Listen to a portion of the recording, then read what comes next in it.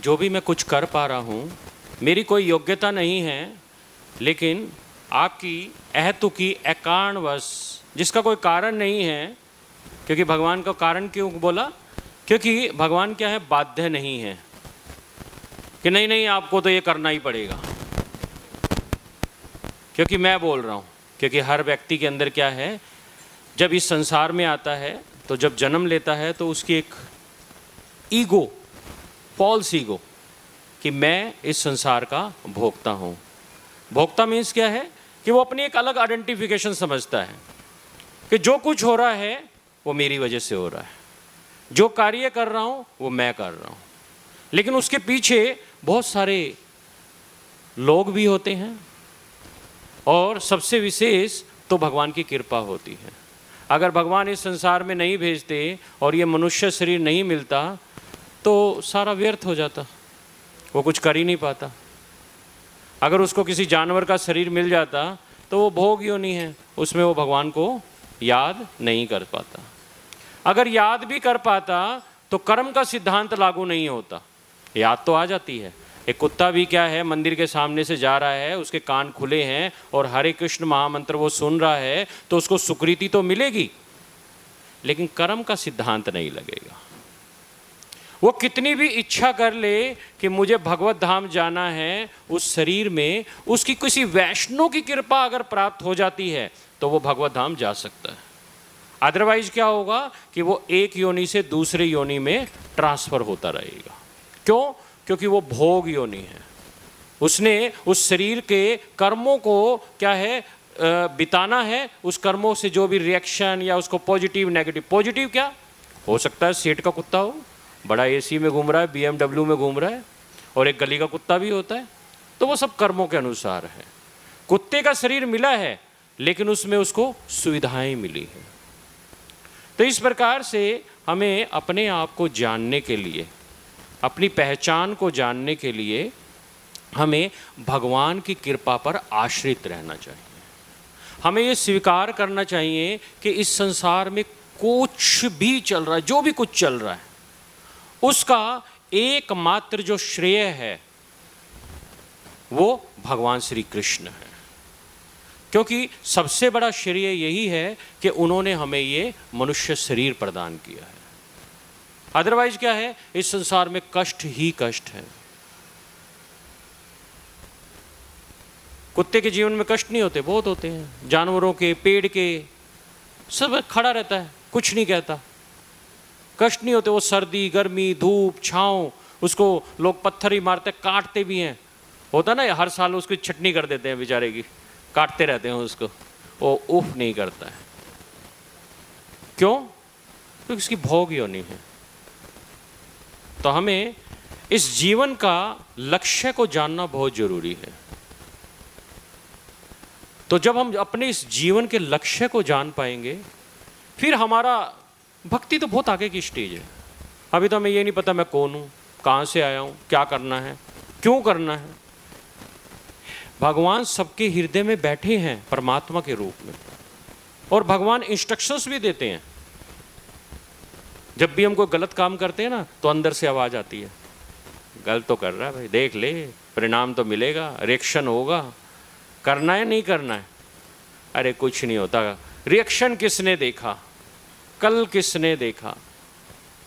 तो वो क्या है, अपनी इंद्रिय तृप्ति की भावना इतनी प्रगाढ़ होती है कि वो उस चीज़ को क्या है, बाइकाट कर देता है, जिसका उसको क्या है, रिएक्शन होता है। तो हमें भगवान की कृपा पर आश्रित रहना चाहिए। एकमात्र लक्ष्य हमारा यही होना चाहिए कि जो भी कुछ इस संसार में चल रहा है वो परम भगवान की कृपा से चल रहा है। मैं तो एकमात्र इंस्ट्रूमेंट हूँ, एक मशीन हूँ, जिससे क्या है कि मैं कुछ ना कुछ उस कार्य को करने के लिए भगवान ने बनाया है। तो उसके लिए हमें काम करना चाहिए। ठीक है, तो थोड़ी देर हम भगवान का कीर्तन करेंगे, क्योंकि हरिनाम इस संसार में सबसे महत्वपूर्ण है। और भगवान बता रहे हैं, हरेर नाम एव केवलम, एव केवल एक, हरेर नाम एव केवलम, कलो नास्ते नास्ते नास्ते गतिरन। स्ट्रेस दे के बोला है, 3 बार बोला है, कलो नास्ते नास्ते नास्ते, गतिरन्यथा। और कोई उपाय नहीं है इस कलयुग में अपने आप को जानने का। पहले के समय में लोग जानते थे अपने आप को, इसलिए वो हजारों साल तपस्या भी करते थे।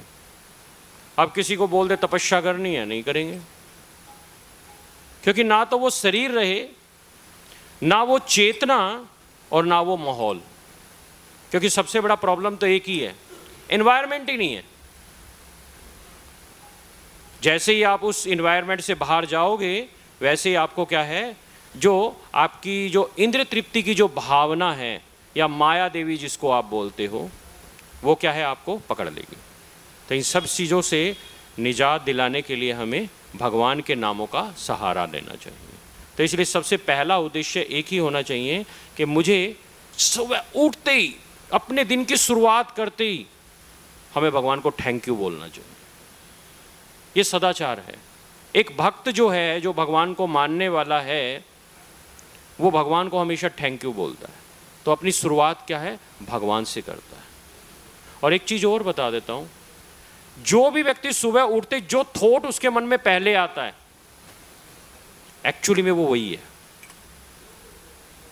किसी को पैसे का आता, अरे आज बहुत पैसे लेना है, अरे कल को वो काम है, इससे इतने पैसे, ये ऑर्डर जाना, ये जाना, आज मुझे वो करना है, उसको डांटना है, उसको 4 फोन करने हैं। 4 फोन करने का मतलब क्या है, वो भौतिकता में है, उसको भगवान से कोई लेना देना नहीं है। जब भगवान दिख गए तो लेना देना हो गया, वरना तो तुम कौन मैं कौन। तो वास्तविकता से वो बहुत दूर होता है। तो हमें वास्तविकता में आना है, तो हमें इसके लिए क्या करना पड़ेगा, ट्रेनिंग लेनी पड़ेगी। वैष्णव का या भक्तों का या साधु संतों का संग करना पड़ेगा और शास्त्रों को पढ़ना पड़ेगा। जब हम शास्त्रों को पढ़ेंगे, श्रीमद् भगवद गीता, श्रीमद् भागवतम या अन्य ग्रंथों को अगर हम पढ़ते हैं, तो वो हमें ट्रेनिंग देते हैं, हमें बार बार बार बार रिमाइंड कराते हैं कि तुम ये नहीं हो। आपके मन में बहुत बार आता है ना कि आप कोई कार्य करते हो, गुस्सा कर देते हो, झूठ बोल देते हो, या कुछ भी है जो आप हो नहीं ऐसे, लेकिन वास्तव में ऐसे नहीं हो। फिर कहते हो, अरे यार मैं ऐसा हूँ नहीं, यार मैं नहीं हूँ ऐसा, पता नहीं क्यों कर देता हूँ ऐसा, मैं गुस्से वाला नहीं हूँ, मेरा मन नहीं करता गुस्सा करने का, पता नहीं कैसे आ जाता है, मेरा मन नहीं है इससे कोई इसके बारे में कोई प्रजल्पा करने का, लेकिन पता नहीं क्या कैसे हो जाता है। वो मैं इतना एक्साइट हो जाता हूँ, एक्साइटमेंट इतनी ज़्यादा हो जाती है कि मैं उस पर चर्चा करने लग जाता हूँ। हर व्यक्ति की यही प्रॉब्लम है इस संसार में। तो हम चर्चा करेंगे, ठीक है। जयो राधा माधवा कुंज बिहारी,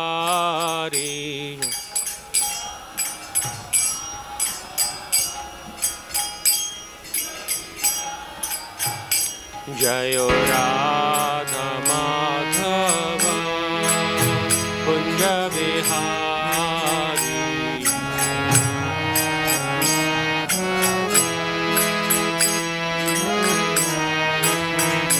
जया गोपी जन वल्लभ गिरिवरधारी,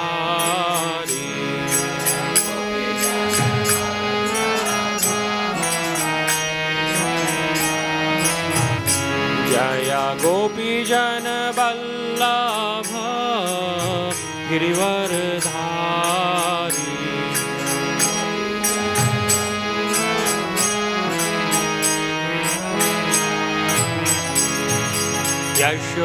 यशोदानंदन ब्रज जन रंजन,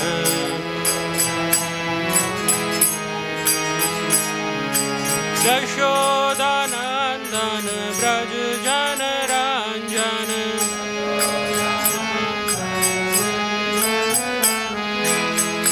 यमुना तीरा वनचारी,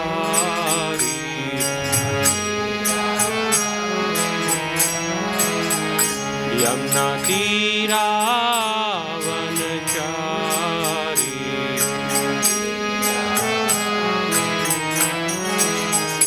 जयो Radha Madhav Kunj Bihari,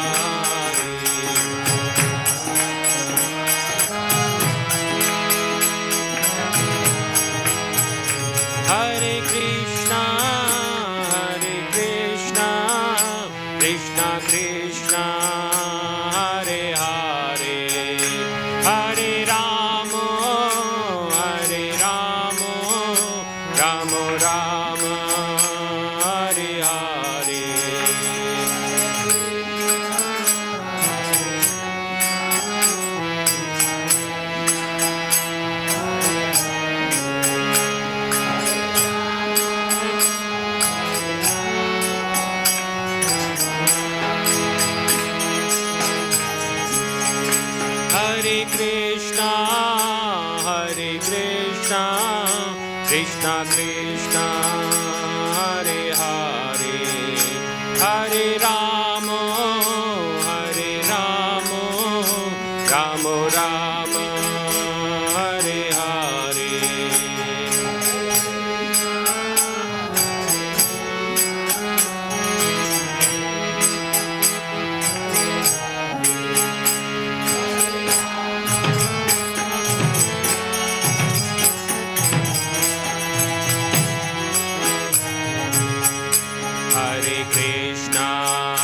Hare Krishna Krishna Krishna Hare Hare Hare Rama Rama Rama Hare Hare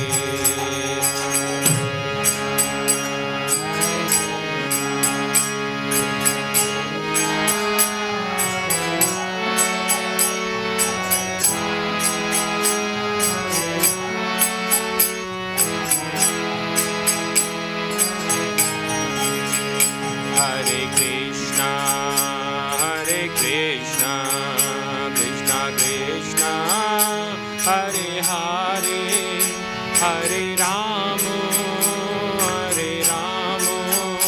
Rama Rama Hare Hare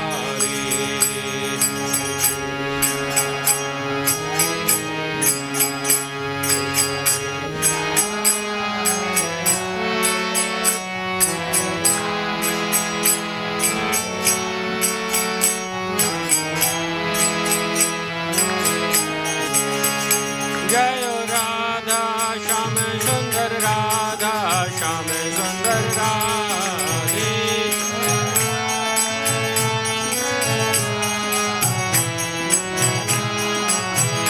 Jai Radha Radhika Ramanda Radhika Ramanda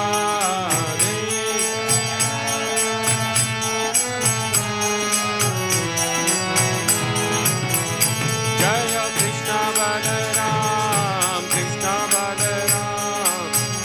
Balaram Jaya Krishna Balaram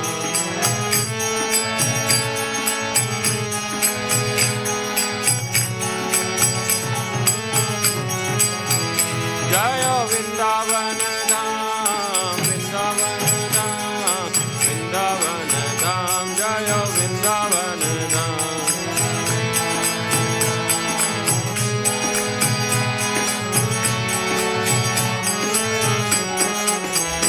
Jaya Gauranitai Jaya Gauranitai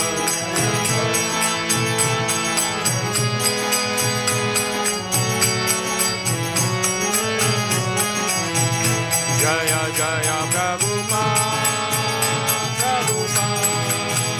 Prabhupada Jaya Srila Prabhupada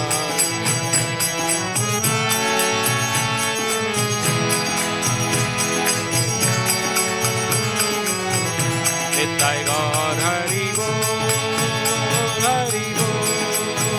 Hari Bol Nitai Gaur Hari Bol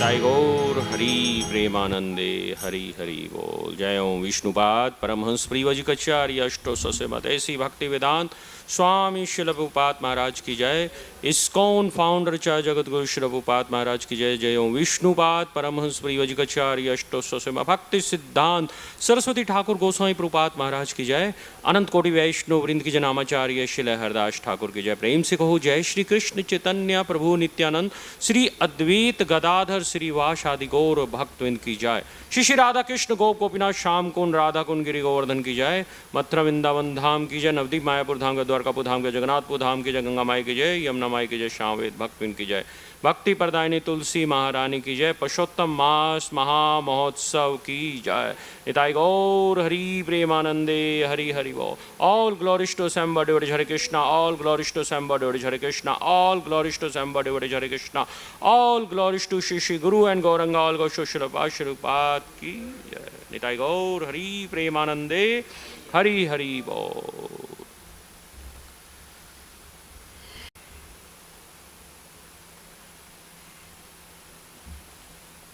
हरे कृष्णा। तो आप सभी भक्तों का स्वागत है। तो अभी आप सब भक्तों ने रिसेंटली ही बहुत ही सुंदर और बहुत ही विशेष कार्यक्रम को अभी 7 दिन तक आप लोगों ने उसका आनंद लिया। तो अभी किस किस चीज़ का आनंद लिया आप लोगों ने? श्रीमद् भागवतम कथा महामहोत्सव की जय।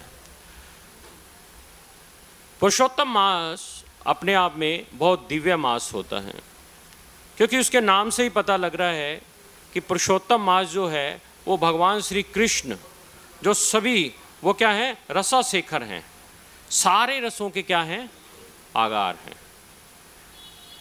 वो क्या हैं? सारे रसों के क्या हैं? आगार हैं। अच्छा चलिए एक बात पूछते हैं आपसे, ये रस क्या होता है? हम ये बहुत सुनते हैं, रस, भगवान रसों के सागर हैं, रस होना चाहिए, जीवन में रस होना चाहिए, ठीक है, हर चीज़ में रस का नाम लेते हैं, कहते हैं ना, हर चीज़ के लिए रस का प्रयोग इस्तेमाल करते हैं। खास तौर पे भौतिक संसार में होता है, अरे जीवन में रस नहीं है, बेकार है जीवन, ठीक है, रस ही नहीं है जीवन में, मिठास नहीं है। कोई किसी से पूछे तो कहेगा कि मिठास नहीं है जीवन में। मिठास नहीं है क्या, कड़वे हो? नहीं। मिठास है, कहेंगे कड़वे हो? नहीं नहीं नहीं, मिठास तो है, लेकिन वो मिठास नहीं है जो मेरे हृदय को क्या है? पुलकित कर दे, मेरे हृदय में आनंद की अनुभूति हो और मैं उस आनंद में क्या डुबकियां लगाता रहूं। मुझे जो टेंशन है वो मुझे याद ही नहीं आती, तब तो व्यक्ति कहेगा कि मैं आनंद में हूं, ठीक है ना, परमानेंट आनंद, हमेशा मैं खुश रहूं। लेकिन भौतिक संसार का तो डिजाइन क्या है? दुखालय अशाश्वतम, कभी सुख आएगा तो कभी दुख आएगा, चलता रहेगा, कभी एक जैसा नहीं होगा। लेकिन आध्यात्मिक संसार में ऐसा नहीं होता है। आध्यात्मिक संसार में केवल और केवल व्यक्ति आनंद में रहता है। उसका मुख्य कारण क्या है? कि वो हमेशा भगवान की लीलाओं में हमेशा उसका स्मरण करता रहता है। और वास्तविक जीवन का जो उद्देश्य है वो क्या है? जीवे स्वरूप होए कृष्णेर नित्य दास। उसका वास्तविक स्वरूप यही है, उसके आनंद का स्वरूप क्या है? कि वो हमेशा भगवान की सेवा करता रहे। जिस प्रकार से एक मछली है, अगर उसको पानी में से बाहर निकाल दें, स्वभाव है उसका क्या? पानी में रहना, उसके बिना वो रह नहीं सकती। अगर मछली को पानी से अलग कर दिया जाए तो उसके जीवन कैसा हो जाएगा? नीरस हो जाएगा, वो मर जाएगी। अगर चीनी में से मिठास निकाल दी जाए, अब किसी को कहते हैं शुगर पेशेंट्स को, भैया तुम क्या करो, शुगर फ्री है, दवाई खाओ, गोली खाओ, तो तुम्हें शुगर का आनंद होगा, तो वो क्या टेम्परेरी है। लेकिन उसने चीनी खाई है, वो मजबूरी में कहता चलो थोड़ा सा बाहर से थोड़ी थोड़ी लगता है कि चीनी जैसा टेस्ट है, तो उसको वो खा लेता है, लेकिन उसको चीनी का टेस्ट नहीं आता है, क्योंकि उसने महसूस किया हुआ कि चीनी का टेस्ट तो कुछ और होता है। चीनी का टेस्ट तो वो होता है जो मेरे हृदय को क्या है? पुलकित कर देता है। तो रस, वास्तव में रस किसे कहेंगे? तो क्या है रस? एनीवन, कोई बताना चाहेगा? किसको क्या बोले रस को? क्या नाम दे? रस तो नाम हमने दे दिया रस, लेकिन वो क्या है? क्या जिससे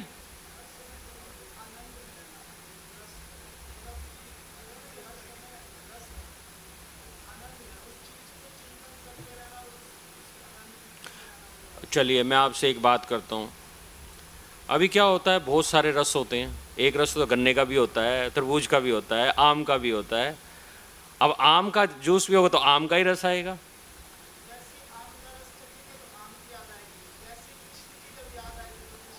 लेकिन कृष्ण तो ये कह रहे हैं कि मैं तो सारे रसों का आगार हूं, समुंदर हूं।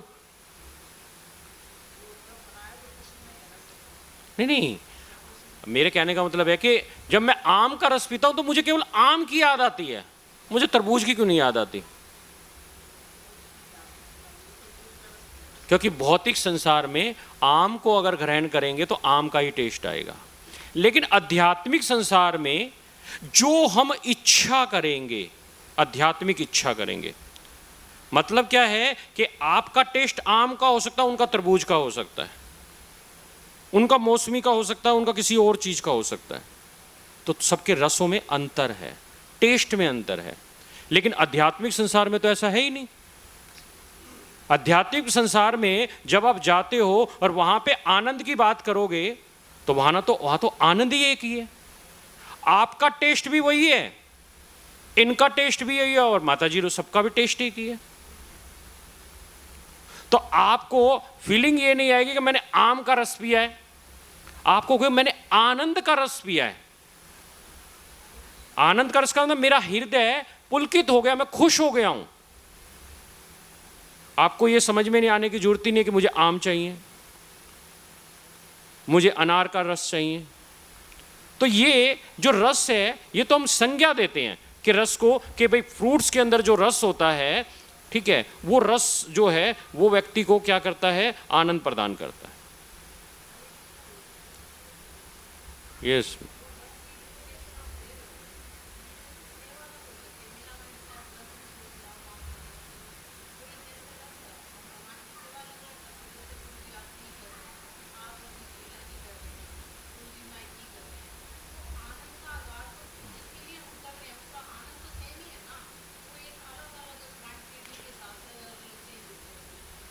आपने ठीक कहा है, लेकिन जब हम आनंद की बात करते हैं, भाई भगवान मैं तो आपका तकिया बनूंगा, भगवान अगर मैंने बनाना ही नहीं तकिया, वो तो हम अपने आनंद की बात कर रहे हैं।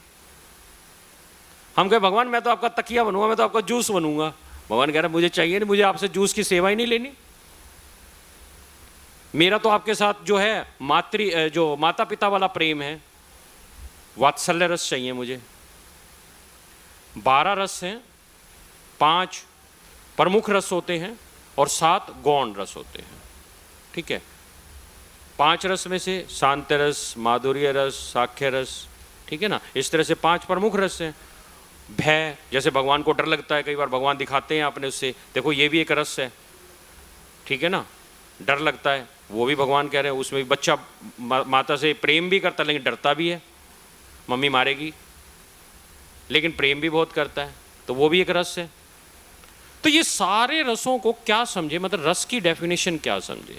देखिए, ये जो भौतिक संसार होता है उसमें हम रस की डेफिनेशन इसी तरीके से देते हैं, फ्रूट का, जैसे प्रभु जी ने बताया आम का स्मरण होगा कि इसका होगा या इसका होगा। लेकिन भौतिक संसार में क्या होता है कि जब बहुत सारी भावनाएं एक साथ मिलकर जब आनंद की अनुभूति होती है, आनंद की अनुभूति कैसे होगी। अभी मैंने एक श्लोक बोला था, जीवे स्वरूप होए कृष्णेर नित्य दास। एक दास का सबसे पहला फर्ज क्या बनता है कि वो अपने मालिक को खुश करे।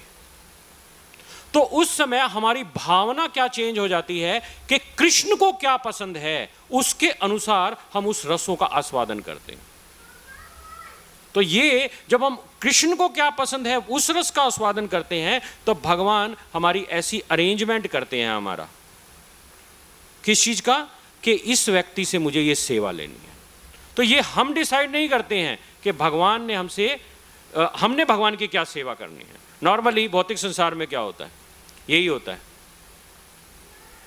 कि हम भगवान को अपने तरीके से सर्व करना चाहते हैं, लेकिन हम ये नहीं जानना चाहते कि भगवान को क्या पसंद है।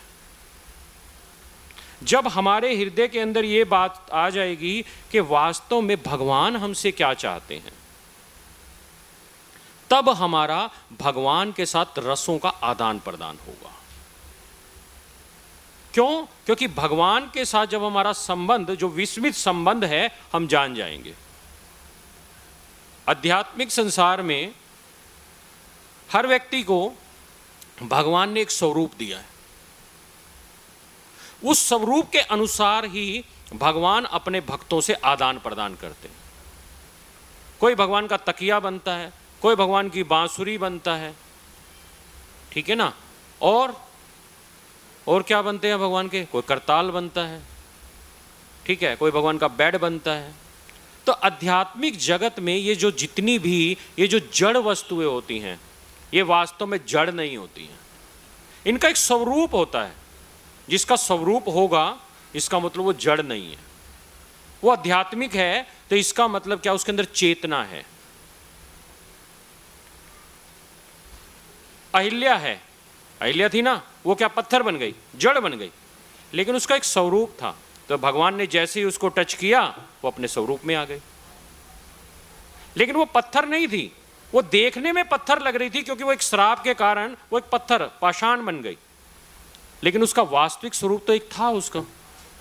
तो आध्यात्मिक संसार में भी ऐसा ही होता है कि उसका एक वास्तविक स्वरूप होता है, और वो वास्तविक स्वरूप हमें जानना होता है कि कृष्ण हमसे क्या चाहते हैं।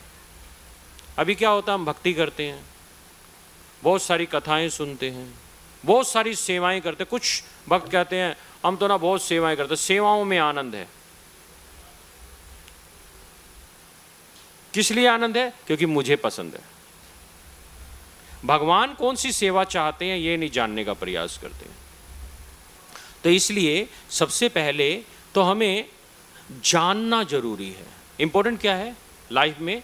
सबसे पहले जानना जरूरी है कि व्हाट शुड आई डू, मुझे क्या करना चाहिए, और इसके लिए मुझे जानना है कि मुझे करना क्या है। तो उसके लिए हमें क्या करना पड़ेगा? नॉलेज। सबसे पहला स्टेप क्या आता है? नॉलेज। नॉलेज से क्या होता है? नॉलेज का क्या कनेक्टिंग है? नॉलेज का मतलब क्या है कि उस कार्य, उस नॉलेज को लेने से उससे हमारा संबंध स्थापित होता है। जब हम कोई चीज की नॉलेज लेते हैं, मान लो आपको भगवान की सेवा में इंटरेस्ट है, रुचि है, आप क्या करोगे? सबसे पहले उसकी सेवा करने की विधि को जानोगे। केवल इतनी भावनाओं को, केवल भावनाओं से नहीं बात बनेगी। मुझे भगवान की सेवा करनी है, मुझे भगवान की सेवा करनी है, लेकिन क्या है, पूछूंगा किसी से नहीं। ना मैं किसी के पास जाऊंगा, ना मैं साधु के पास जाऊंगा, ना मैं शास्त्रों का स्मरण करूंगा, ना मैं कोई गुरु को याद करूंगा। जब गुरु, साधु, शास्त्र उसके जीवन में नहीं होंगे तो उसकी जो नॉलेज है वो लेगा ही नहीं। क्योंकि नॉलेज तो कौन देगा? या तो कोई भक्त देंगे, या गुरु देंगे, या शास्त्रों से नॉलेज लेनी पड़ेगी।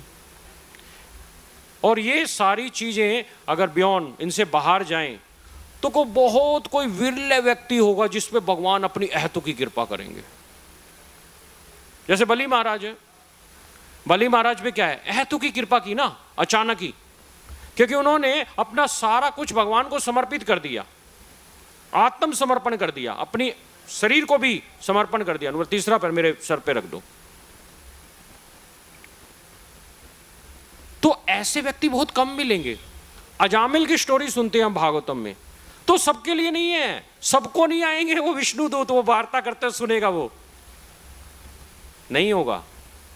तो कैसे होगा? शास्त्रों को समझने से। तो इसलिए सबसे पहले हमें क्या करना पड़ेगा? अपना भगवान के साथ जो हमारा नित्य संबंध है वो जानना जरूरी है। जब हम भगवान के साथ अपने संबंध को जानेंगे तो फिर हम उस संबंध को जानने के बाद उस काम को करने की आतुरता दिखाएंगे। इसका मतलब क्या है? चेष्टा, कि हमारे हृदय के अंदर एक चेष्टा उत्पन्न होगी जिससे हम ये डिसाइड कर पाएंगे कि वास्तव में मेरे जीवन का लक्ष्य क्या है। जैसे कल भी आप गोविंद कृष्ण प्रभु जी बता रहे थे कि भाई आप बहुत सारा क्या है, बहुत मेहनत करते हो, इतनी मेहनत करते हो, सैलरी कितनी मिलती है? इतनी। एक दिन मेहनत कितनी? 30 दिन। सैलरी कितने दिन? एक दिन।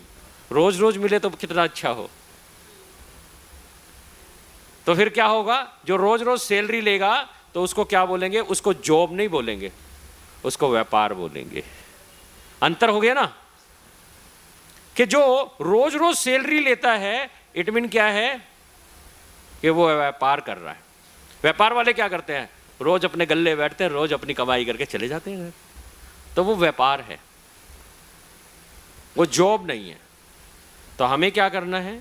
हमें समझना पड़ेगा कि वास्तव में हम अपने भगवान के साथ अपने संबंध को कैसे कनेक्ट कर सकते हैं। जब हमें इस चीज का ज्ञान हो जाएगा कि वास्तव में मैं नहीं जानता हूं कि मेरा भगवान के साथ क्या संबंध है, तो सबसे पहले हमें उस संबंध को जानने का प्रयास करना पड़ेगा। वो कैसे होगा? अब संबंध के बारे में तो पता लग गया, नॉलेज लेनी है।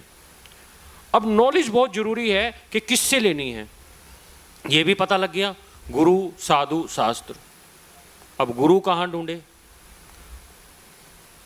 तो उसके लिए आपको क्या करनी पड़ेगी? जिज्ञासा करनी पड़ेगी। अर्थार्थो ब्रह्म जिज्ञासा। श्रीमद् भागवतम का सार जो है, सार, कंप्लीट सार, वो एक ही है, अर्थार्थो ब्रह्म जिज्ञासा। जिज्ञासा होनी चाहिए। जब नैमी शरणम के जो ऋषि हैं, उन्होंने सूत गोस्वामी से क्या किया? सबसे पहले जिज्ञासा की कि हमें उत्कंठा होनी चाहिए, जिज्ञासा होनी चाहिए कि मुझे ये जानना है। अगर आपके मन में जिज्ञासा ही नहीं होगी तो फिर आप कुछ कर ही नहीं पाओगे। सबसे पहले तो क्या है? आपको जिज्ञासा होनी चाहिए। जब आपको नॉलेज हो जाती है तो फिर क्या है कि आपको ये पता लग गया, क्योंकि नॉलेज कहां से मिलेगी? नॉलेज का सोर्स क्या है? इस समय, आज के समय में नॉलेज का सबसे बड़ा जो सोर्स है वो है श्रीमद् भगवद गीता। Complete source. जैसे आजकल क्या है ना, सोर्स उस पे देते ना, न्यूट्रिशन खाना है, ये खाना है, ये खाना है, बहुत ज्यादा इसमें खाओगे तो इतनी कैलोरी बढ़ जाएगी, इतनी कैलोरी बढ़ जाएगी, ये होगा, ये होगा, ये होगा।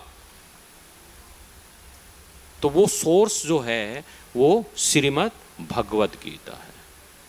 जो श्रीमद् भगवद गीता को ध्यान पूर्वक समझता है, उसको जानने का प्रयास करता है, तो भगवान ने इसको लाइफ का मैनुअल कहा है कि हमें अपने जीवन को चलाने के लिए कैसे कार्य करने चाहिए, एक्शन प्लान कैसे करना चाहिए।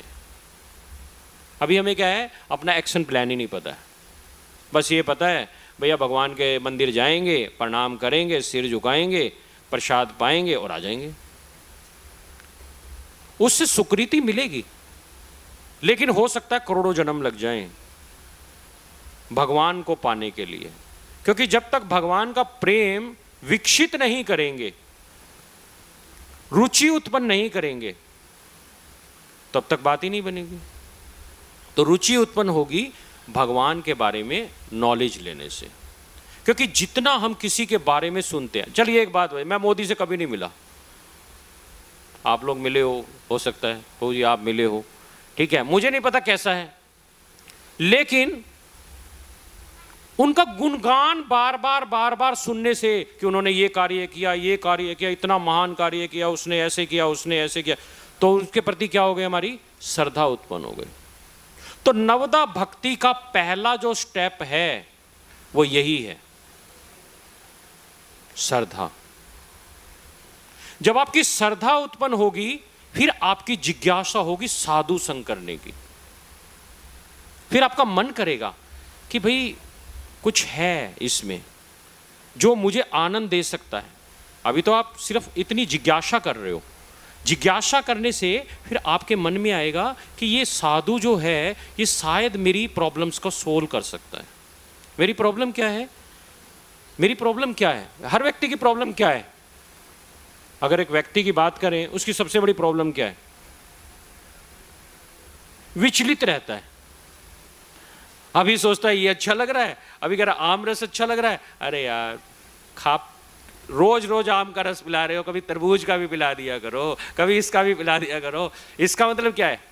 रुचि कल्टीवेट हो रही है, क्योंकि वो इन्हीं स्वादों में है ना।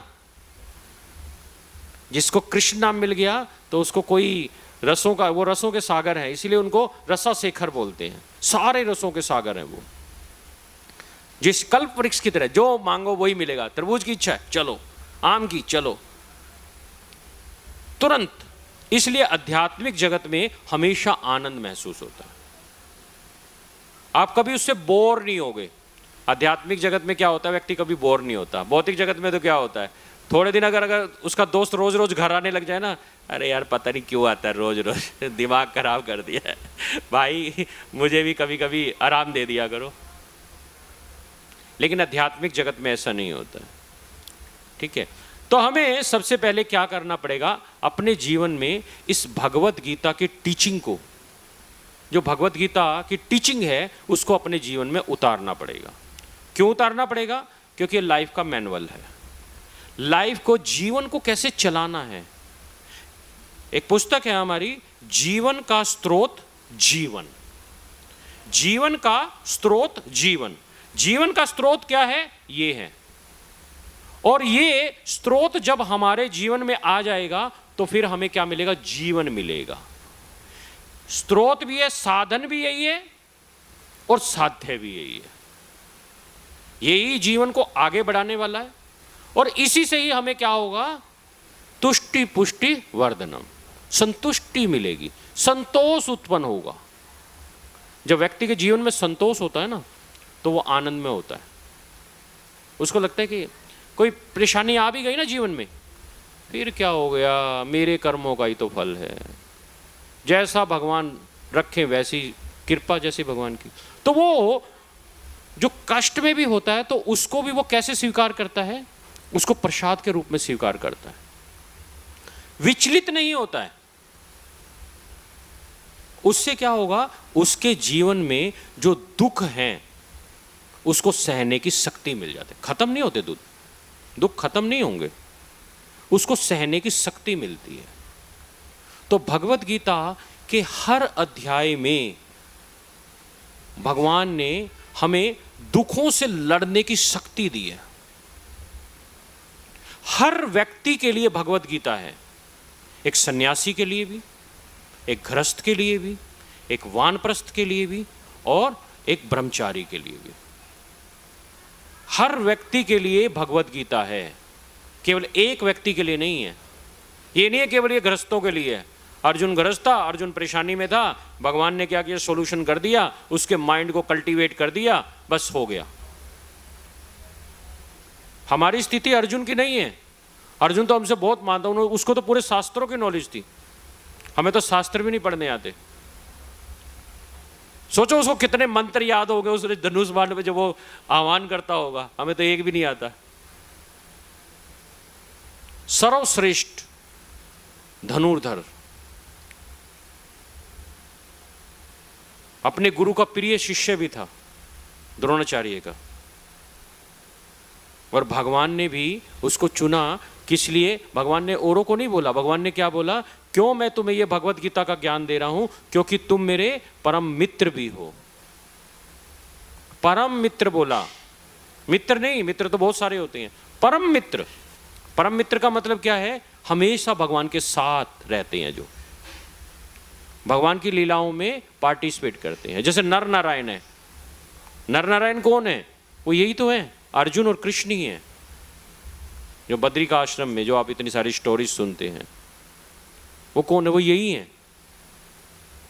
तो हमें सबसे पहले अपने जीवन के लक्ष्य को जानने की जिज्ञासा करनी। पहला स्टेप क्या है? अथार्थो ब्रह्म जिज्ञासा। उसको ये बात स्वीकार करनी पड़ेगी पहले कि इस संसार में दुख हैं जो मुझे विचलित करते हैं।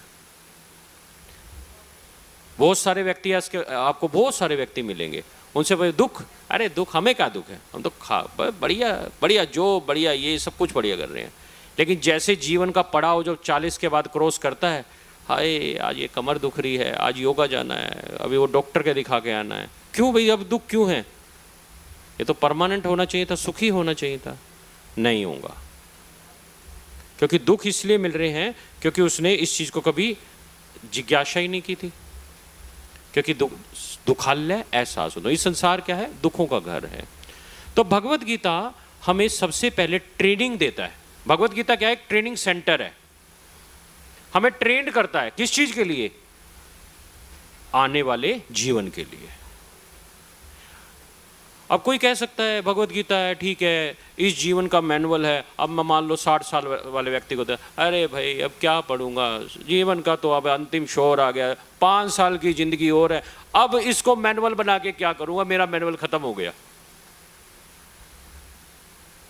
ये वो मैनुअल नहीं है, ये आपको कष्टों से निकाल के आपको आध्यात्मिकता की तरफ जागरूक करता है। और ये मैनुअल कैसा है? ये आपके आने वाले जीवन को एक परफेक्ट दिशा निर्देश प्रदान करता है। तो हमें इस दिशा निर्देश को क्या करना पड़ेगा, समझना पड़ेगा। जब हम इसके शिक्षाओं का पालन करेंगे तो उससे हमें सबसे पहला हमारे जीवन में क्या परिवर्तन होगा, वो होगा कि हमें डिसीजन मेकिंग आ जाएगी। एक सही समय पर हमें ये पता लगे मुझे व्हाट शुड आई डू, मुझे क्या करना क्या है। कई बार ऐसी हमारी बहुत सारी सिचुएशन है, सेवा भी है, माला भी रह गई है, वर्शिप भी रह गई है, स्वास्थ्य को भी देखना है, घर परिवार की भी जिम्मेदारी है। भौतिक संसार है ना, शरीर के साथ ये जुड़ी हुई है ना, शरीर का बहुत सारी चीजें जुड़ी होती हैं, ठीक है ना। तो उस सारी चीजों में वो तालमेल नहीं बना पाता है, वो ये समझ नहीं पाता है कि यार अब मुझे क्या करना चाहिए। अब मैं कथा सुनने जाऊं तो पता लगेगा भाई, घर वाले कहेंगे भैया तुमने ये काम नहीं किया, आटा खत्म हो गया था, आटा नहीं लेके आया तू, रोटी कैसे बनेगी, या कुछ और बातें आ जाएंगी, स्वास्थ्य शरीर साथ नहीं दे रहा है, इच्छा बहुत है लेकिन करूं क्या, शरीर ही साथ नहीं दे रहा है। तो क्या करूं ऐसा कि जिससे मेरे जीवन का जो वास्तविक उद्देश्य है, वास्तविक उद्देश्य वही है कि मुझे रस मिलना चाहिए, आनंद मिलना चाहिए और परमानेंट होना चाहिए, ठीक है ना, रुचि बढ़े ना। तो क्या करें, तो भगवत गीता की टीचिंग आपको एक परफेक्ट दिशा उस दिशा में भेजती है जिसमें आपको ये चीज पता लग जाती है कि मुझे करना क्या है, मेरे लिए परफेक्ट क्या है। हम देखिए भक्ति करते हैं, बड़े बड़े डिवोटीज भी हों, कोई भी हो, मैं भी हूं, तो हम लोग क्या करते हैं, जब भी कोई प्रॉब्लम होती है चलो प्रभु जी से पूछूंगा, उससे पूछूंगा, इससे पूछूंगा, अपना खुद का डिसीजन नहीं ले पाते हैं। ऐसा क्यों? उसका मुख्य कारण एक ही है कि हम ध्यानपूर्वक शास्त्रों को नहीं पढ़ते हैं। शास्त्रों में सब कुछ बताया गया है। जब आप शास्त्रों को पढ़ेंगे ना, या कोई लेक्चर सुनेंगे, अब मान लो आप किसी से डिस्कस करते हैं, ठीक है, और वो लेक्चर कर रहा है, तो बाद में आपका रिप्लाई पता क्या होता है, अरे प्रभु जी जो मैं इच्छा करके आई थी ना, या मैं आया था, ठीक है, मेरा तो क्वेश्चन का जवाब ही मिल गया आपके उसमें। कहां, अच्छा क्यों मिल गया वो जवाब? क्योंकि जो व्यक्ति बोल रहा है वो शास्त्रों की वाणी बोल रहा है। अगर आप ध्यानपूर्वक शास्त्रों को पढ़ते हो, भगवत गीता की टीचिंग को अपने जीवन में अप्लाई करने का प्रयास करते हो, तो फिर क्या होगा, आपके जीवन में जो ये डिसीजन मेकिंग की जो पावर है वो आपको मिलेगी। आप विचलित नहीं होगे, आप बार बार अपने डिसीजन नहीं बदलोगे। इसके लिए प्रयास करना, अभ्यास करना पड़ता है। ट्रेनिंग सेंटर है ये, ठीक है ना। आपको ट्रेंड किया जाएगा अपने इस जीवन को सुखमय बनाने के लिए और आने वाले जीवन को अति सुखमय बनाने के लिए। नहीं तो क्या होगा, केवल ये जीवन, अगला जीवन का तो पता ही नहीं है, कल किसने देखा। नहीं, हमारा ये सिद्धांत है भगवत गीता का, ये पुनर्जन्म पर आधारित है। डेफिनेटली आप इस जन्म के बाद आपको दूसरा जन्म मिलेगा।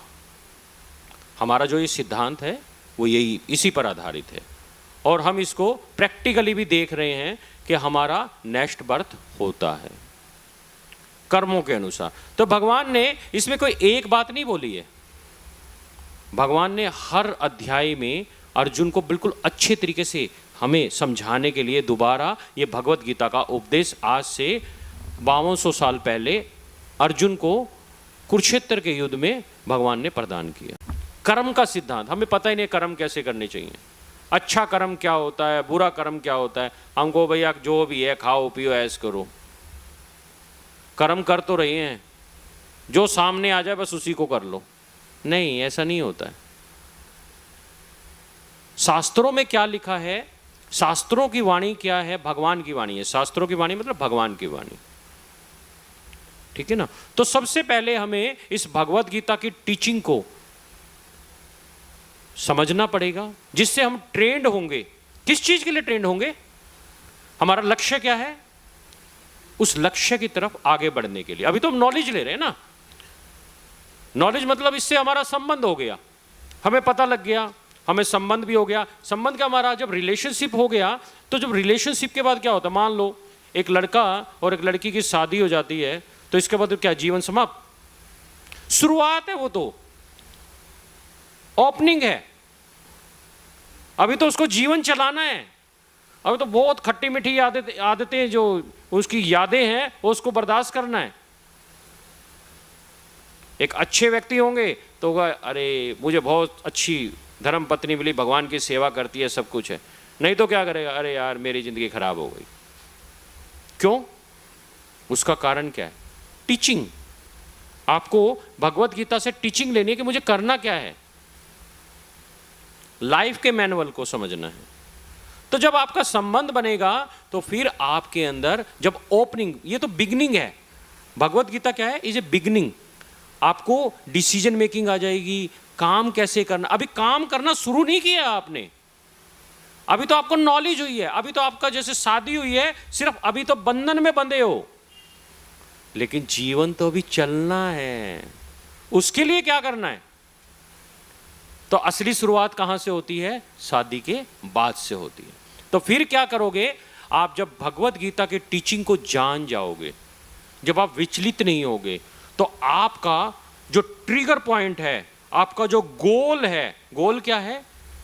जीवे स्वरूप होए कृष्णेर नित्य दास, कि मैं भगवान का सेवक हूं और मैं आनंद से बनाऊं, क्योंकि भगवान आनंद से बने हैं, भगवान ने मुझे भी आनंद से बनाया है, लेकिन मैं माया, इस शरीर के संपर्क में आने की वजह से मैं भूल गया हूं कि वास्तव में आनंद क्या होता है। क्योंकि ये तकलीफ किसकी है? इस शरीर की है। कभी इस हाथ में दर्द, पैर में दर्द, इस शरीर का है, आत्मा को थोड़ी होता है। भगवान बोल रहे हैं भगवत गीता के दूसरे अध्याय में, अब जैसे मैंने बोला ना, भगवान बोल रहे हैं भगवत गीता के दूसरे अध्याय में कि मैं ये शरीर नहीं, आत्मा हूं। जब आपको भगवत गीता से जब ये नॉलेज हो जाएगी कि मैं ये शरीर नहीं, आत्मा हूं, तो आप क्या होगा? आपको उस दुख को, उसको सहने की शक्ति मिल जाएगी। अब बताइए, मैं शरीर हुई नहीं, मैं तो आत्मा हूं। ये तो क्या है, आज है, 60-70 साल चलेगा, उसके बाद क्षय हो जाएगा, खत्म। तो मुझे तो क्या है, मुझे तो भक्ति करनी है। भक्ति में रुचि कैसे बनती है, यह जानना जरूरी है। जब तक हम नॉलेज नहीं लेते ना, तो भक्ति में रुचि नहीं बनती है। फिर आपको पता है मैं तो शरीर नहीं, आत्मा हूं, तो ठीक है, कष्ट आ रहे हैं जीवन में, कोई बात नहीं। एक स्कूटी है 6860, ये एक रास्ते में है, इसको थोड़ा सा साइड में कर लीजिएगा। तो हमें क्या करना पड़ेगा? हमें भगवत गीता की टीचिंग को लेना पड़ेगा। अच्छा चलिए, अब आपको भगवत गीता की टीचिंग ले ली। भगवत गीता में आपने बहुत सारी चीज़ें, कैसे भगवान को जानना है, मेरा शरीर कैसे काम करता है, कर्म का सिद्धांत क्या होता है, असुरी प्रवृत्ति क्या होती है, मैं विचलित क्यों होता हूँ, सब कुछ बताया भगवान ने। सब कुछ भगवत गीता में सब कुछ बताया भगवान ने। सारे योग के बारे में बताया, ध्यानी, ज्ञानी, जितने भी योग है सब बता दिया भगवान ने। चलो, अब आपको नॉलेज भी हो गई। अब नॉलेज होने के बाद फिर क्या करते हैं व्यक्ति? मान लो को डॉक्टर की पढ़ाई करता है, फिर क्या करता है? डॉक्टर की पढ़ाई कर ली, बस ठीक है, अब डॉक्टर बन गया हूं, ठीक है, कभी मैं बीमार होगा तो दवाई खा लूंगा, ऐसे करता है? नहीं, उसकी वो प्रैक्टिस करता है। और प्रैक्टिस कैसे करता है? नॉलेज के बाद जो सेकंड स्टेप आता है, प्रोसेस करता है वो उस नॉलेज को। आपने बहुत सारा ज्ञान लिया, इंजीनियरिंग की पढ़ाई करी या दूसरी की, तो फिर वो जॉब या बिजनेस जब वो करता है, तो उससे क्या, उससे ट्रेनिंग होती है। ट्रेनिंग तो ले ली उसने, अब उसको प्रैक्टिकली अपने जीवन में अप्लाई करता है। अभी हमने बोला ना कि सबसे पहले क्या है, नॉलेज लेना है। नॉलेज लेने के बाद उसको प्रैक्टिकली अपने जीवन में अप्लाई करना है। अब अप्लाई करने के लिए तो समय चाहिए ना। अप्लाई, नॉलेज हो गई, अप्लाई नहीं करेगा तो दक्ष कैसे होगा? दक्ष मतलब स्किल। उसके बाद उसको सेकंड स्टेप क्या आता है? स्किल, दक्षता।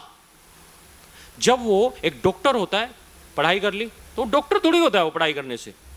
जब वो प्रैक्टिस करता रहता है, 10-20 ऑपरेशन कर लेता है, तो उसको लगता है कि हां, अब मुझे इसकी पूरी कंप्लीट जानकारी हो गई है और मैं इसका ऑपरेशन करने के लिए एक परफेक्ट व्यक्ति हूं। स्किल। तो तो सबसे पहले नॉलेज ली, नॉलेज के बाद उसको जो प्रैक्टिकली अपने जीवन में जो वो अप्लाई करता है उसको बोलते हैं स्किल।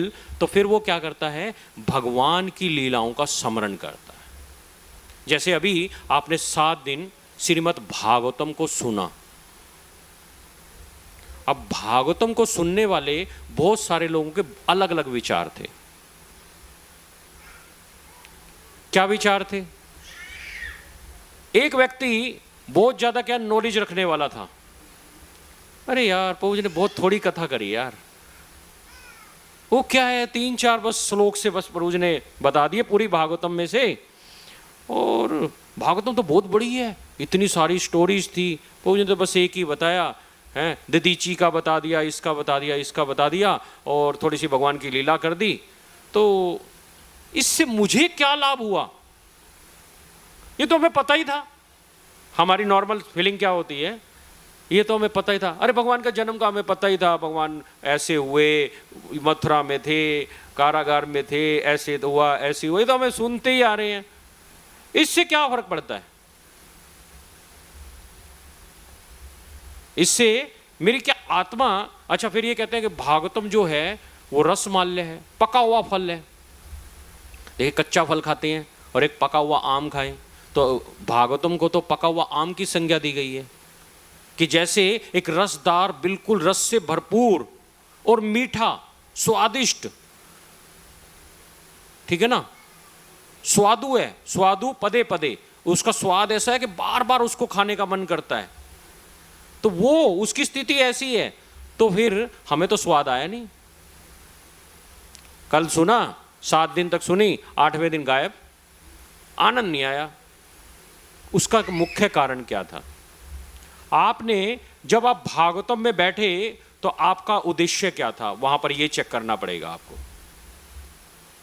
जब आपके हृदय के अंदर ये टीचिंग होगी, जब आपको नॉलेज होगी कि ये जो भागवतम है ये वास्तव में मेरे जीवन को आनंद को देने वाली है, ट्रेनिंग है, मतलब जो आपने पढ़ लिया अब उसकी क्या है, प्रैक्टिस कर रहा हूं। क्या, किस चीज की प्रैक्टिस? कि मुझे भगवान का सान्निध्य प्राप्त हो जाए।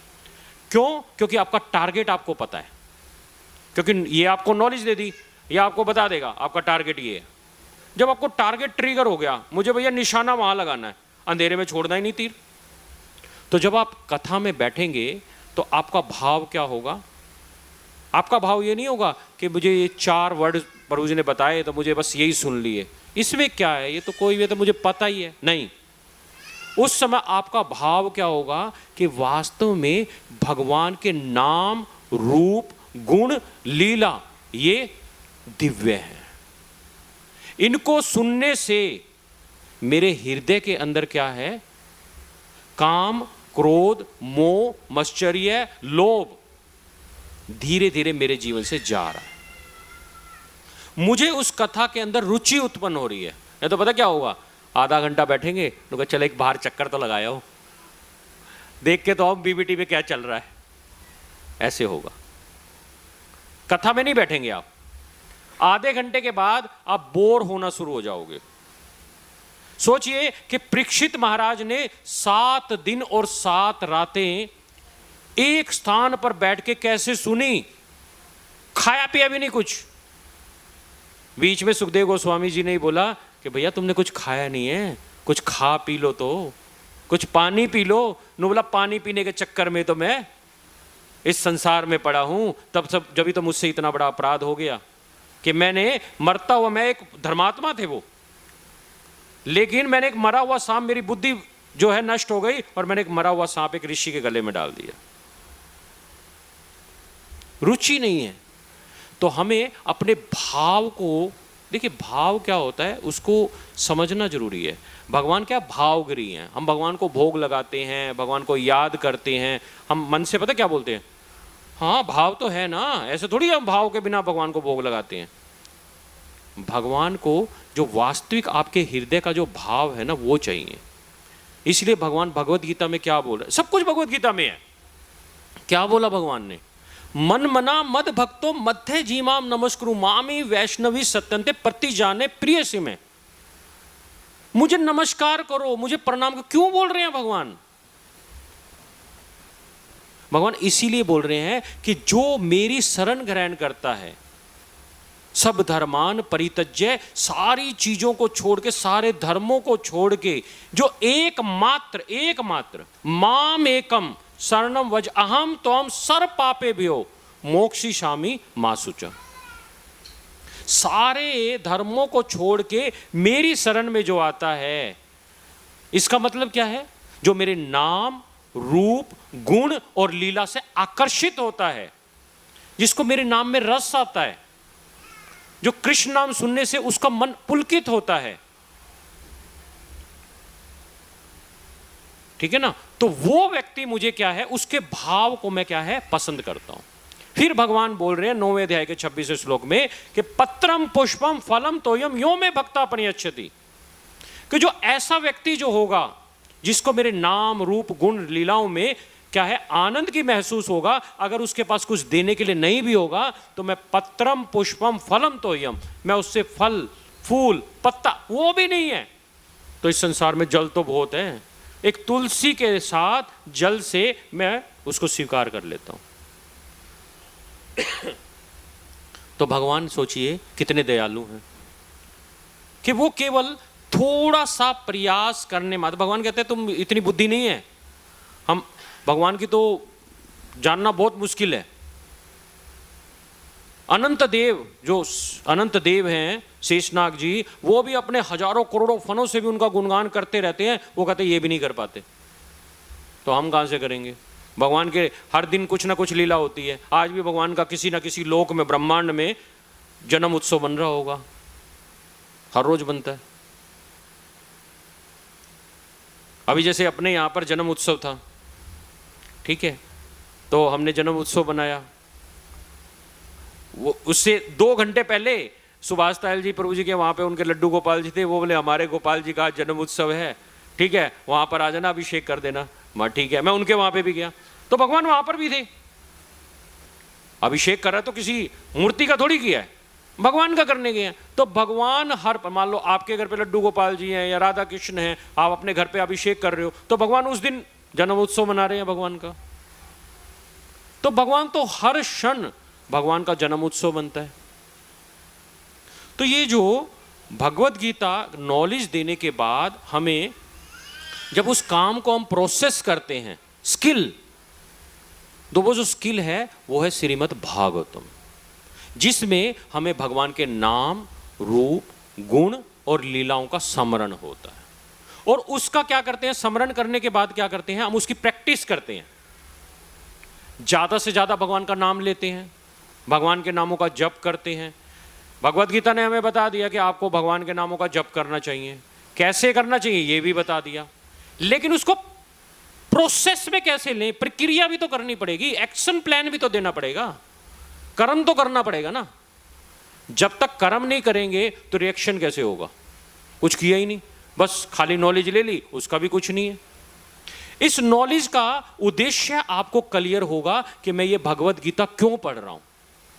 उसका लक्ष्य है भगवान के साथ अपने विस्मित संबंध को जागृत करना, उनसे प्रेम उत्पन्न करना। तो लक्ष्य क्या है? प्रेम। तो उस प्रेम को पाने के लिए मैं क्या करूंगा? उसकी प्रोसेस करूंगा, भगवान की आरती करूंगा, भगवान की कथा सुनूंगा, भक्तों के संग में संकीर्तन करूंगा, ठीक है ना। और क्या है? पर जल्पा से बचूंगा, फालतू जो कृष्ण से रिलेटेड नहीं है उन चीजों में अपना दिमाग नहीं लगाऊंगा, जिसका संबंध कृष्ण से नहीं है। पर जल्पा क्या होती है? उसका संबंध कृष्ण से नहीं होता, वो हम अपनी इंद्रिय तृप्ति के लिए, अपने मन को बहलाने के लिए करते हैं, ठीक है ना, उसका संबंध ही नहीं है। तो हर वैष्णव को सबसे पहले इसके लिए हमें क्या करना पड़ेगा? इसके लिए सबसे पहले हमें अपने आचार को सुधारना पड़ेगा। जब हम प्रोसेस करते हैं ना, तो सबसे पहले क्या होता है, उसकी जो नेगेटिव चीजें हैं वो हटाते हैं हम। तो वैष्णव सदाचार का पालन करना पड़ेगा।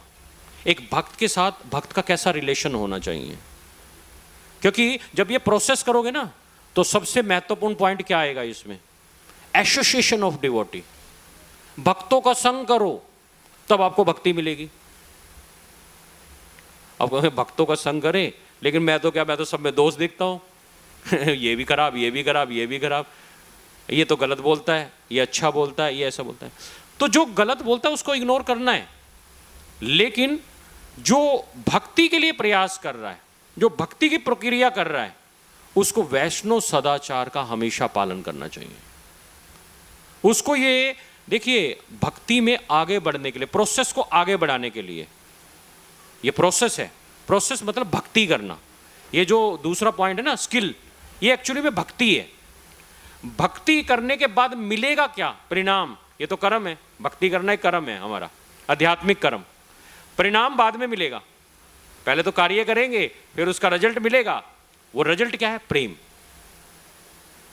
वो रिजल्ट आ गया, वो अगली उसमें बात करेंगे पॉइंट पे।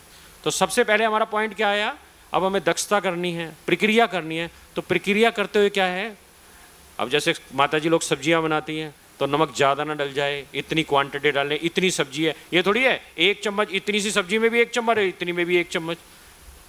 बैलेंस बनाना पड़ेगा, देखना पड़ेगा, चेक करना पड़ेगा कि मुझे वास्तव में कैसे करना है। तो जब हम ये बैलेंस बनाएंगे ना लाइफ में, तो हमारे जीवन का जो वास्तविक उद्देश्य है कृष्ण प्रेम प्राप्त करना, वो फुलफिल होगा। नहीं तो क्या होगा? हमारा उद्देश्य पूरा ही नहीं होगा। तो प्रोसेस को जब हम करते हैं तो उसमें नाम, रूप, गुण, लीला, इसका स्मरण करते हैं, उसके लिए हम प्रयास करते हैं। तो उसके लिए हम क्या करते हैं? भगवान के नामों का जप करते हैं, ठीक है ना, और क्या करते हैं? भगवान की वर्शिप करते हैं। लेकिन ये जो वर्शिप करते हैं, जप करते हैं, ये हमें गाइडेंस में करनी चाहिए। क्यों? क्योंकि एलिवेटर से जाना है, नहीं तो लंबी प्रोसेस हो जाएगी। अपनी मर्जी से करेंगे तो क्या है, हमें ज्ञान नहीं है, क्योंकि हमने शुरू में आए, उनका चलो भैया, पहले उसके हाथ में बंदूक दे दी, अब बंदूक दे दी, ठीक है, निशाना मारना तो बताया नहीं कि किसको निशाना मारना है, वो अंधेरे में चला रहा है, टिक टिक टिक टिक टिक टिक टिक, कुछ नहीं होगा। बताना पड़ेगा तुम्हारा टारगेट वो है सामने, मैंने उसमें एक बोर्ड लगाया, उसमें एक पॉइंट है, उस पॉइंट को क्लिक करना है, तो उसका उद्देश्य पूरा होगा। तो प्रोसेस करना है, और प्रोसेस का मुख्य उद्देश्य एक ही होना चाहिए कि हमें भगवान के नाम, रूप, गुण और लीला में रुचि उत्पन्न हो। तो ये जैसे श्रीमद् भागवतम कथा जब की जाती है, उसका मुख्य उद्देश्य एक ही होता है कि हम कथा में बैठें, कथा का स्मरण करें, और कथा का स्मरण करने के बाद हमारा भाव क्या होना चाहिए कि इस कथा के माध्यम से मेरे हृदय के अंदर कृष्ण प्रेम जागृत हो रहा है। जब हम इस हृदय से बैठेंगे कि मुझे कि भगवान का प्रेम उत्पन्न हो रहा है, भगवान के रूप माधुर्य बहुत सुंदर है।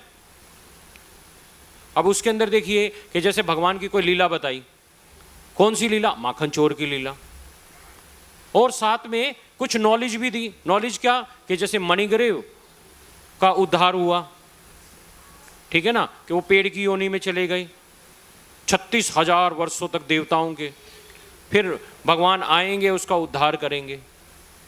तो ये सारी की सारी जो प्रोसेस है, इससे हमारे अंदर प्रेम उत्पन्न होना चाहिए, हमारा भाव जो है वो विकसित होना चाहिए, ठीक है ना। तो उससे क्या है, देखिए ये इतना आसान नहीं है, हम सोचते हैं आसान है। अभी हमने देखे भागवतों में पता नहीं कितने लोगों को कार्ड्स बांटे, कितने लोगों को इनवाइट किया, लेकिन आए कितने? 2-4 लोग। क्यों? उसका कारण क्या है? क्योंकि वो जो 2-4 भक्त हैं उनके भाग्य में है, बाकी भाग्य बना के नहीं लेके आए। जो भगवान के नाम में रुचि रखता है वो अपने आप को एक मतलब बहुत विशेष सोल मान के चले, विशेष सोल, कि जो भगवान के बारे में जान पा रहा है। नहीं तो क्या होगा, संसार में दुख ही दुख है दुख से क्या बेचारा लड़ लेगा, रो लेगा। कई बार क्या होता है, दुख से व्यक्ति ना बहुत परेशान हो जाता है, उनको अब मार ले भैया जितने डंडे मारने हैं, मैं शरणागत हूँ, अब मैं कुछ नहीं कर सकता, क्योंकि उसके हाथ में नहीं है। कई बार क्या होता है, व्यक्ति को डंडे मारना शुरू कर दो, 2 डंडे मारेगा, वो चिल्लाएगा आ आ आ, और जब पता है भैया कुछ नहीं होगा, अब उसको 50 डंडे मार लो, आ आ आ, बस तेज आवाज नहीं निकलेगी, दर्द उसको उससे ज्यादा हो रहा है लेकिन आवाज नहीं निकलेगी, शरणागत हो गया।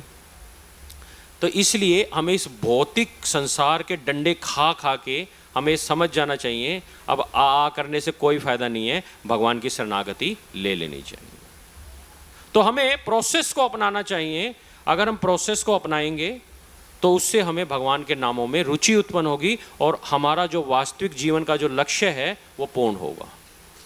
उसके बाद थर्ड पॉइंट आता है जो सबसे महत्वपूर्ण है, फिर आता है वैल्यूज।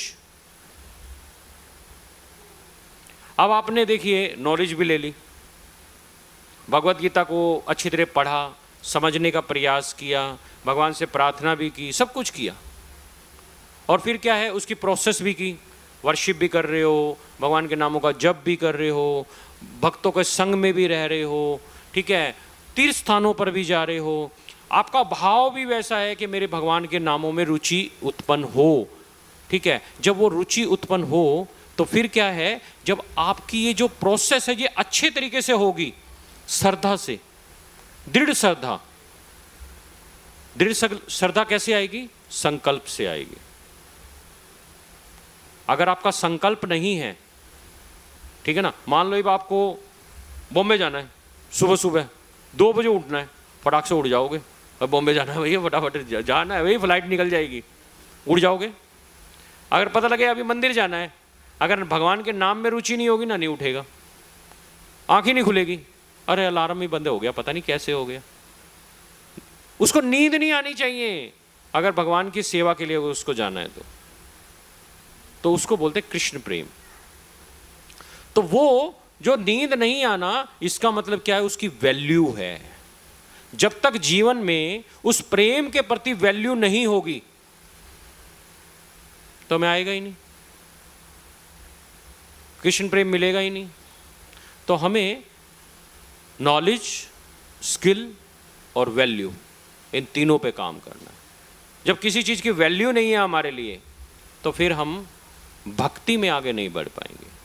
फिर आप कोई भी प्रोसेस कर लो, पुनः अपि जन्ना पुनः अपि मरना, बार बार इस संसार में जन्म लोगे, बार बार मर जाओगे, फिर कोई शरीर मिल जाएगा, फिर आओगे, फिर जाओगे, ठीक है। इसको अगर स्टॉप करना है तो उसके लिए आपको इस प्रोसेस को अपनाना पड़ेगा, भक्ति की प्रोसेस को। तो हमें भक्ति में आने के लिए अपने आप को तैयार करना है, ठीक है। और तैयार करने का भगवान ने हम पर बहुत अहेतुकी कृपा की है कि भगवान ने हमें भगवत गीता दी है, जिससे हम अपने आप को तैयार कर सकते हैं युद्ध में लड़ने के लिए, क्योंकि माया के खिलाफ क्या कर रहे हैं, हम युद्ध लड़ रहे हैं। तो भगवत गीता आपको इस युद्ध से लड़ने के लिए आपकी पीठ मजबूत करती है। पीठ की बात बार बार क्यों बोलते हैं, पीठ का जिक्र क्यों करते हैं? हमारा ये जो पूरा शरीर जो है ना, डिपेंड करता है इस पीछे की रीढ़ की हड्डी पे। ये जो रीढ़ होती है ना, यही सबसे इंपॉर्टेंट होती है। जिसकी रीढ़ की हड्डी टूट गई, समझो गया, कुछ नहीं कर पाएगा वो। हर चीज इससे कनेक्ट है। तो हमारी रीढ़ की हड्डी क्या है? ये भगवत गीता। अगर हम इसको स्ट्रॉन्ग करेंगे तो उससे हमारे जीवन में आनंद, प्रेम और जीवन के वास्तविक लक्ष्य को पूरा कर पाएंगे, ठीक है। तो हमारा सेशन होता है, वैसे भगवत गीता पर हम अलग से सेशन भी करते हैं, तो आप उसको भी ज्वाइन कर सकते हैं। उसमें भगवत गीता को पढ़ना आपने ही है, प्रैक्टिस भी आपने करनी है, ट्रेनिंग भी आपने ही करनी है, लेकिन आपको वे बता दिया जाएगा कि आपको इसको करना कैसे है। भगवान ने इसमें बहुत अच्छे तरीके से बताया है उसको कैसे अपने जीवन में अप्लाई करना है, क्योंकि बिना किसी गाइड के, ठीक है ना, मैनुअल दिया जाता है ना, मैनुअल इसलिए बोला जाता है, जब हम टीवी खरीदते हैं तो मैनुअल होता है ना, उसे बताते हैं भाई इस बटन के बाद ये दबाओ तो ऑन हो जाएगा। तो वैसे ही करना है, अपने जीवन को सही दिशा में लेके जाने के लिए हमें भगवत गीता की टीचिंग को अपनाना है और उसी के अनुसार अपने जीवन को चलाना है। अगर आप ये चलाते हो तो तीनों कार्य साथ साथ चलेंगे। क्या? इसकी ट्रेनिंग भी चलेगी, प्रोसेस भी चलेगी, क्योंकि भगवान से आसक्ति होगी, क्योंकि इसमें बताया गया, भगवान ने अपने बारे में तो बताया एक भगवत गीता ये है जिसमें भगवान ने बोला है कि मैं भगवान हूं और किसी में नहीं बोला। बिल्कुल क्लियर बोला भगवान ने कि मैं भगवान हूं। इसलिए फिलॉसफी है, इसमें क्या है, इसमें आपको ये भी होगा, अरे बहुत ज़्यादा टेक्निकल है, समझ में नहीं आ रहा, लेकिन भगवान से प्रार्थना करेंगे तो भगवान बोल रहे हैं ददामी बुद्धि योगम, मैं आपको बुद्धि प्रदान करता हूँ। भगवान ही देंगे बुद्धि भी।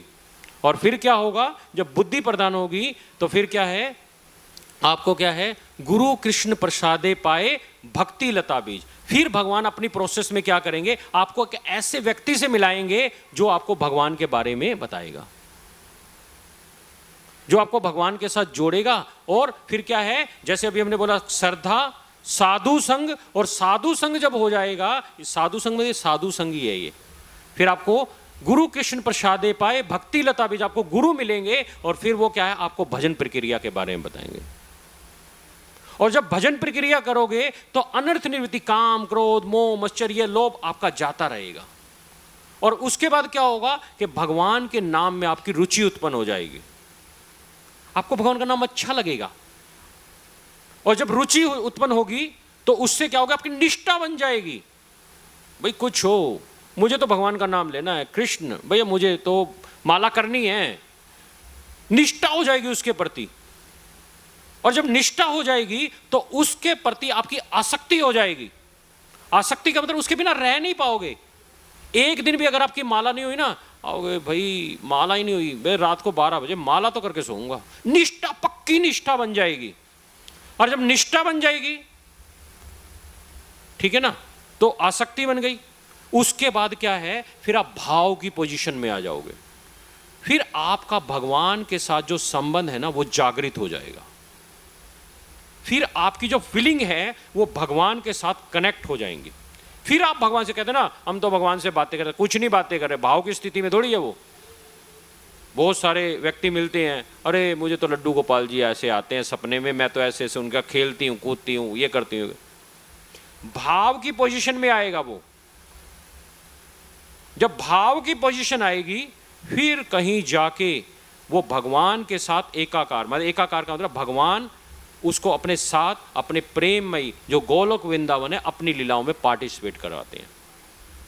जिसने एक बार भगवान की लीलाओं में पार्टिसिपेट कर लिया, एक बार, वो कभी भी उस अपनी स्थिति से गिरता नहीं है। भाव की स्थिति में गिर सकता है लेकिन विरले, बहुत मुश्किल से गिरेगा, कभी गिरेगा नहीं। वैसे कोई एक आध कोई होगा, लेकिन जो भाव की स्थिति में आ गया तो उसको डेफिनेटली कृष्ण प्रेम भी मिलेगा। तो इसलिए इस प्रोसेस को जो हम बोलते हैं, श्रद्धा से लेकर और प्रेम तक की स्थिति वो यही रहती है, ठीक है ना। तो हमें भगवत गीता की टीचिंग को अपनाना चाहिए और उसी के अनुसार अपनी सेवा को आगे बढ़ाना चाहिए, ठीक है। तो इसी के साथ हम आज के इस सेशन को विराम देते हैं, ठीक है। बोलने को बहुत कुछ है, लेकिन समय को देखते हुए अगर आपको कुछ जानना है, समझना है, तो उसके लिए आपको थोड़ा सा समय भगवान को देना पड़ेगा, भगवान को जानने के लिए। ये बिजी संसार है, ऐसे ही चलता रहेगा, आज ये काम, आज ये रिश्तेदार, आज ये बहुत बार ऐसा होगा जब आपको क्लास में आना होगा ना, उसी समय पतिदेव को काम बोल देंगे, कोई रिश्तेदार आके बैठ जाएगा, किसी का फोन आ जाएगा। वो फोन जरूरी है, आधा वो 2 मिनट में उस फोन को खत्म कर सकते हैं, लेकिन नहीं, अरे इतने दिनों बाद तो तुसी मुझे याद कर दे हो, लो आधा घंटा बात कर लेते हैं। वो आधा घंटा, अरे अब क्या, अब तो आधा घंटा क्लास निकल गई हो, अब नहीं जा रही। ये माया है, ठीक है। तो हमें अपने आप को तैयार करना है भगवान के साथ अपने विस्मित संबंध को पुनः जागृत करने के लिए। जब हम ऐसा करेंगे तो डेफिनेटली भगवान हमसे बहुत खुश होंगे और हमें अपने प्रेम में शामिल करेंगे। हमारी योग्यता नहीं है, लेकिन भगवान और गुरु वो हमें ऐसी योग्यता प्रदान करते हैं। सेवा अधिकार दियो करो निज दासी। दासी बोला है, दास नहीं बोला, दासी। पुरुष केवल भगवान ही है, ठीक है ना। हमारा स्वरूप क्या है, सेवा का है, तो हमें भगवान की सेवा करनी चाहिए, ठीक है। तो इसी के साथ हम विराम देते हैं। हरे कृष्णा कृष्णा कृष्णा हरे हरे, हरे राम राम राम।